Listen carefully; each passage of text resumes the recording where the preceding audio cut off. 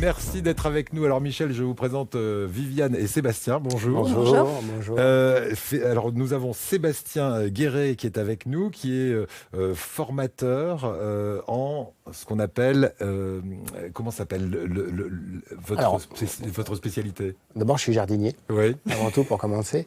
Et on parle d'hortithérapie, on parle d'horticulture thérapeutique. Voilà, hortithérapie ou horticulture thérapeutique. Ça veut dire quoi exactement? Ça veut dire qu'on utilise le jardin comme un média pour l'inclure dans un parcours de soins, finalement.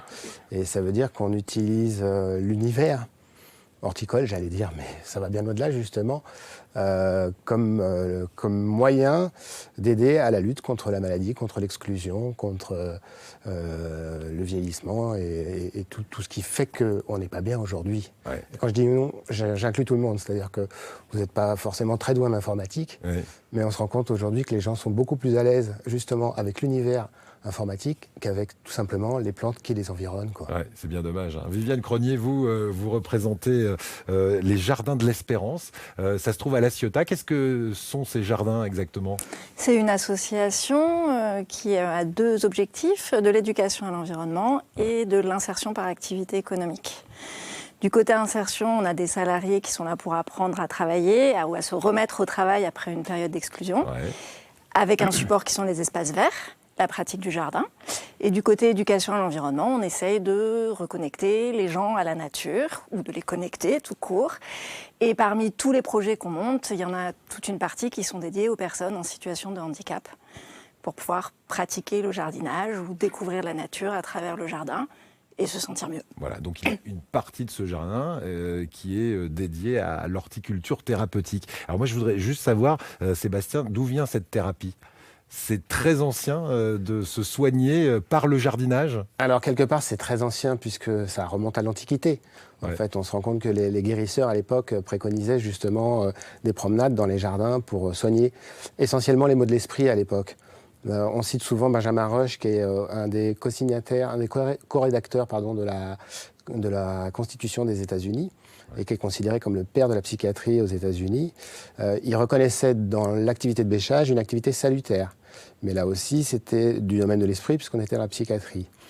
Et en fait, c'est l'essor de l'hortithérapie telle qu'on la pratique aujourd'hui comme activité pour traiter les problèmes aussi bien du corps que de l'esprit. C'est surtout à l'issue de la Première Guerre mondiale, finalement, où justement aux États-Unis, ils ont des programmes pour les vétérans qui sont très conséquents, et ils sont mis à développer justement cette activité, à se rendre compte de tout le potentiel qu'il y avait. Alors, Sébastien, vous faites des formations, vous, en hortithérapie. Viviane, vous avez suivi une des formations de Sébastien ou pas? Je les anime avec lui. Alors, vous les animez avec lui. En quoi ça consiste, un cours d'hortithérapie? Qu'est-ce qu'on va y apprendre? On va d'abord y apprendre un état d'esprit et une façon d'observer et d'utiliser les activités de jardinage, qui sont des activités qui existent déjà avant la thérapie, et à les mettre au service des personnes qui viennent les pratiquer pour les faire aller mieux. Et cette formation, elle s'adresse à la fois à des animateurs nature qui veulent se développer des activités pour les personnes en situation de handicap, ou à des personnes du système médico-social qui veulent développer, utiliser le jardin comme un média. D'accord. Ça peut être des enseignants aussi qui viennent pour leurs élèves, par exemple? Alors, voilà, on parle de pédagogie, du coup, mais effectivement, c'est un support qui est extrêmement intéressant dans l'enseignement. Et on le redécouvre aussi, c'est-à-dire qu'à travers le jardin, on peut tout étudier. On peut faire des maths, on peut faire de la physique, évidemment, de la biologie, mais du français, parce qu'on rédige un projet, parce qu'on va présenter justement quelque chose. Enfin, voilà. Mais là, on sort de l'hortithérapie. On n'est plus dans la thérapie, on est dans la pédagogie. Ouais. Donc, mais effectivement, les enseignants certains sont friands, évidemment, de ça, parce que c'est un support qui est exhaustif. Est-ce que vous pouvez nous donner un exemple ou des exemples précis de ce qui soigne dans le fait de jardiner?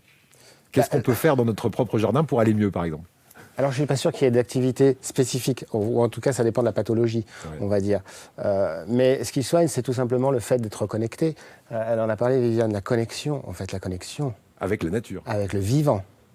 La nature, c'est nous aussi. Hein. Donc nous, on est plus ou moins connectés. Et justement, bah oui, c'est ça. Et la nature, c'est nous. C'est-à-dire, on s'est auto-exclu de la nature pendant de nombreuses années. On va pas faire l'historique là, mais c'est vrai qu'on s'est considéré comme un animal supérieur, dit supérieur, pour de multiples raisons, et c'est pas forcément faux, mais n'empêche qu'on reste des animaux assez primaires et on a besoin de ce contact, et on a besoin de ce lien au vivant. C'est ce qu'on appelle la biophilie, ce que Edward Wilson a défini comme le concept de biophilie. C'est lui qui parle de biodiversité aussi pour la première fois dans les années 80. Et c'est que le vivant attire le vivant, et le vivant est attiré par le vivant. On sait aujourd'hui, par exemple, que dans l'échelle de l'évolution, le cerveau humain s'est développé et l'humain s'est développé parce qu'il y a des interactions avec la nature, justement, et qui s'est questionné. Alors, moi, je vais poser la question à Viviane par rapport à ces personnes en situation de handicap que vous accueillez dans votre jardin.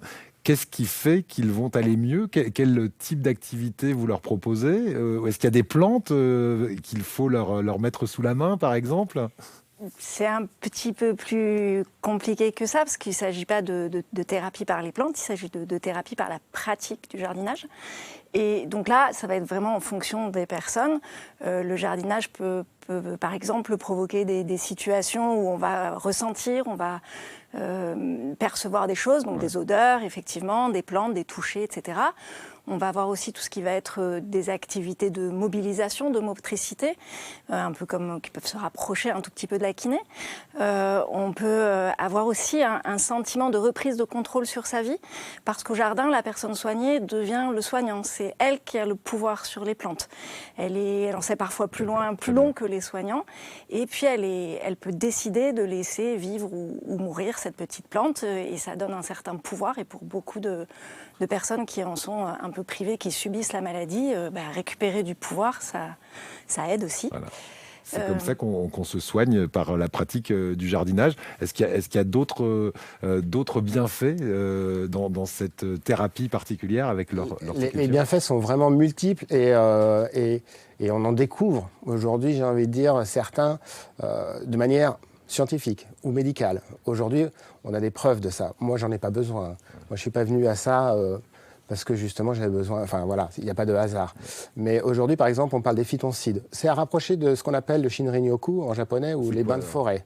Les bains de forêt, voilà. C'est ça. Donc, ça, c'est un sujet dont on parle justement pour tout le monde. Et ce qu'on appelle les c'est des composés organiques volatiles que l'on trouve en forêt essentiellement, qui sont dégagés par les arbres, mais aussi par les plantes herbacées, telles que les terpènes ou les limonènes, des choses comme ça, et qui finalement sont produits par les végétaux, pour lutter contre justement les agresseurs microbactériens, etc. Et nous, finalement de les respirer, ça rebooste notre système immunitaire également. Donc c'est aussi bon pour nous, quoi. Donc voilà, ça peut être des choses très pratiques comme ça, très pragmatiques. Et puis après, voilà, il y a toute cette histoire justement de vivant, d'aller chercher ce qui se passe et de comprendre, et puis de savoir qui on est aussi, quoi. Eh ben, écoutez, en tout cas, j'espère qu'on aura ouvert un champ d'exploration pour nos téléspectateurs ce matin sur l'hortithérapie ou l'horticulture thérapeutique. Est-ce qu'on peut se rapprocher de vous si on veut approfondir le sujet ? Est-ce que votre jardin se visite par exemple à La Ciotat, ou c'est compliqué? Non, c'est tout à fait possible. On est toujours à la recherche de bénévoles qui veulent venir avec nous jardiner, entretenir le jardin et proposer toute une palette d'activités. Et puis, on peut aussi faire découvrir juste notre pratique sur rendez-vous, par contre, parce que du fait que c'est un jardin d'activité, il n'est pas ouvert au grand public comme un jardin public. Mais au contraire, plus il y a de gens qui ont envie de jardiner, et meilleur sera le monde. Eh ben, parfait, les jardins de l'Espérance à La Ciotat. Et puis vous allez donner, alors peut-être avec Viviane d'ailleurs, une formation très prochainement, c'est à la fin du mois de novembre. Alors on en donne assez régulièrement.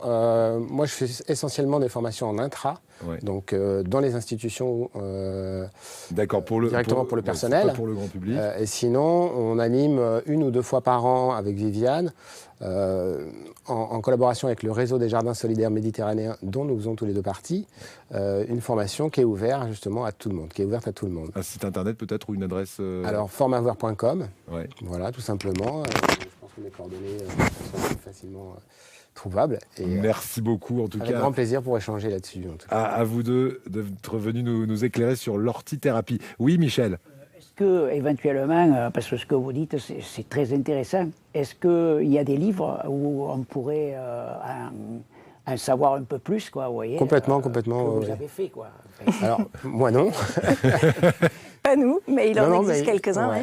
Il y a quelques ouvrages, notamment en français. Il y a beaucoup de littérature, justement anglaise, hein, évidemment.